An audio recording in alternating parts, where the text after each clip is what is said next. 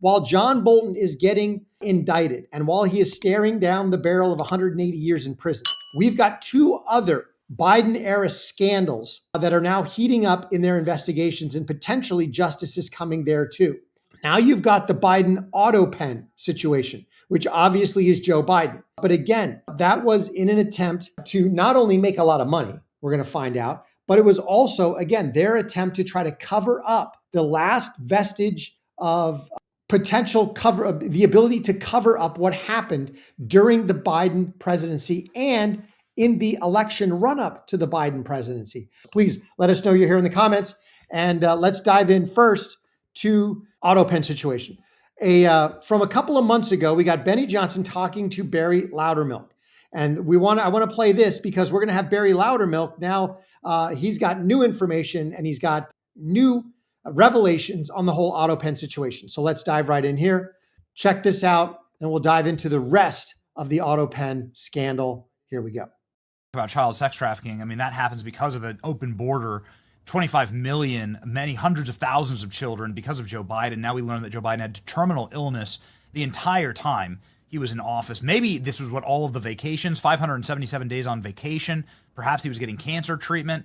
We have had doctors on the program all yesterday saying all of Joe Biden's activities, the weakness, the falling, the fog, the brain fog, that's because of cancer medication. They were hiding this from the American people. What should happen to the people who hid this from us?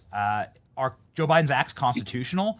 What's your measure on Jill Biden? Well, that'll be decided at the courts, but I'm sure we'll write somebody a strong letter and move on about it. I don't think anybody really brought to justice over this. You've got staffers. I would look. Tennessee has had a history of this. We had a governor several governors ago. He's since passed away, but he sold pardons. You can look it up. His name was Ray Blanton. It made national news, and I mean they wrote songs, "Pardon Me, Ray." And it was a cash for clemency deal. And that's exactly what I think you're going to find out. You're going to find staffers that were able to take forms, get them and run them through some sort of bogus legal system. And then they auto-pinned them. And there's probably people out on the street that shouldn't be, but somebody got rich off that. And, wow. And I think those people, I hate to say it, but you'll see something probably horrible happen to some of those people, because it goes up the chain. This is a very dangerous town to play games in. So you're saying that the Biden staffers took payouts and just ran the Autopen for certain pardons. I have no direct proof of that, but I'm just talking about history. And if you got somebody making $100,000 a year and somebody offers you $250,000 in some safety deposit box, yeah. I mean, look at all those. Look at Clinton's clemency, Bill Clinton, the people he gave clemency to. Some of those people were just awful, awful people, and nobody raised a beat about them. So you got one of the potential crimes in the whole Autopen scandal is the cash for clemency situation. And we know that there were a lot of people given clemency during the last vestiges, the last days of the Biden administration. So I want to dive into, this is Tim Burchett again. I called him Barry Loudermilk. That was my mistake. So this is Tim Burchett again from Tennessee. And fast forward about 5 months. And now we're talking about more information on this entire situation of cash for clemency and the Autopen. And again, it wasn't just for cash, because a lot of these people were given blanket pardons in order that they would not have to testify, they would not be subject to prosecution, they would not be subject to leverage, they wouldn't have to roll over to protect themselves on other areas of the administration. And something that he said 5 months ago was very interesting. These people need to be very careful, because they are now playing, they've now entered into a very dangerous game, and there are very powerful people involved. And there could be some, shall we call it, suspicious demises headed the way of a lot of these people. Now let's check this out from Tim Burchett. Almost 1,000 NGOs, non-government organizations working out of Afghanistan. I had Marco Rubio in committee, and I asked him, we're giving the Taliban 40 million. This is just an example. 40 million a week. 2 years I've been working on this. I got a freaking memo from the dadgum State Department, and they're no friends of mine. They're no friends of this country. That's the deep state. There ever was one. They have they've told us that we've given them close to $5 billion, and we're still doing it because it goes to the NGOs. The Democrats fought that amendment that we added NGOs into the bill. Why? Because there's 1,000 NGOs, and you know good and well that money's coming right back to Washington. That's what Elon told us. The paper trail runs right back. Now, can I find it? No, I don't have access to those kind of computers, but that's why they're squealing. They're squealing about it. So squealing about USAID cuts, you're saying that our suspicions are confirmed that the money that's spent at USAID goes right back into Democrat campaign coffers. Almost 100%. Almost 100%. There's still some Republicans, I think, if they are, that's why they sent somebody to see me. They sent my buddy, and he sits beside me. Tim, man, some of the chairmen are kind of upset what you said, and go through all this stuff. And I said, but it's the truth, right? He goes, well, yeah, we know it's the truth, but you just can't keep saying it. And I keep saying it. So that's why I always tell people I'm not suicidal. You made a lot of news on our show saying that you believe that there could have been some real payola with some of these Biden Have pardons. to be 8,000 pardons. I said 2,000, and it's come out. Somebody said something 8,000. 8,000 freaking pardons. 8,000 pardons in the last days of the Biden administration. 8,000.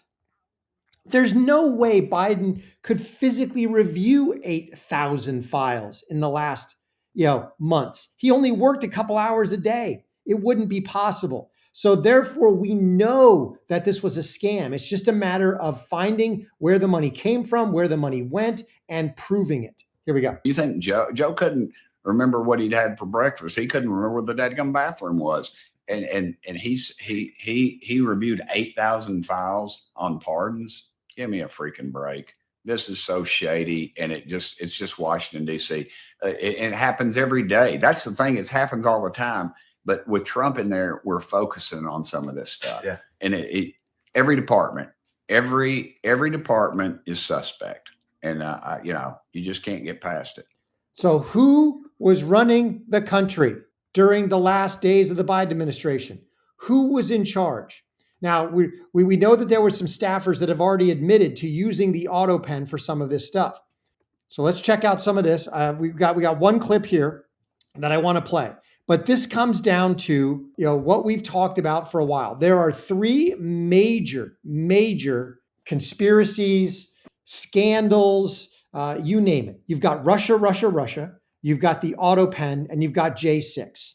Now, they all intertwine because they all are tangled up with all of the lawfare against Trump.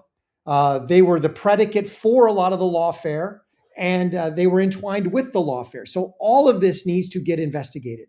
I want to see Kash Patel and Dan Bongino and the Justice Department peel back every layer of this onion. And they need to file conspiracy charges somewhere where they're going to stick, like Florida. Because once you file conspiracy or RICO charges, you can do it anywhere. There is no venue situation where you have to be in the venue where the crime was committed. It's a conspiracy, which means it's nebulous, and it means it transits state lines. And they could use the raid on Mar-a-Lago as a predicate event to hold it there in deep red Florida. All of these need to come together, and they need to be tried. They need to be investigated, indicted, and tried. Now, check this out, because we're now finding out that one of the aides, Neera Tanden, has already been talking about some of this stuff. Here we go. So while the left continues to have their clowns take your attention away from something that's important, here is something you need to know. The Autopen testimony has begun, and let's go over the details. First and foremost, the most concerning question: why are these testimonies done behind closed doors? We, the American people, deserve to know the truth also, but let's get into the details. This is absolutely wild. Testifying before the Oversight Committee, former Biden aide Neera Tanden admits she controlled the president's Autopen from October 2021 to May 2023, authorizing documents as Biden during the time when questioned about his mental fitness were growing. Pardons, executive order, official actions, all potentially signed by someone who wasn't the president. So who was running the show behind closed doors? So testimony with the House committee continues. But the real question is that why are these testimonies done behind closed doors? The American people deserve to know the truth also. So why? We want all of these investigations and hearings done out in the open. The American people deserve to know. They deserve to know what was happening in their government. The fact that somebody controlled the Autopen for 2 years, and it wasn't signing, letters. Hey, a kid sends in a letter to the president. There's a form letter. It gets auto-penned. It gets sent back out. Okay, no one's contesting that. That's what the Autopen is designed for. But when you start talking the signature on executive orders, on official actions, on pardons, now you've got there is a requirement that the president has to legally approve this stuff. Well, you can't have one staffer say to another, the president approved it. How do you know? You can't, if you're the aide that's using the Autopen, you cannot in any type of good conscience say, well, somebody told me to do it. No, they need to prosecute her and everybody else who used the Autopen until they start squealing, squeeze until they start saying, okay, here's who told me to do what. And then you roll up that person until we find out that there was no paper trail back to President in name only Biden. And now we can start actually prosecuting people for real crimes.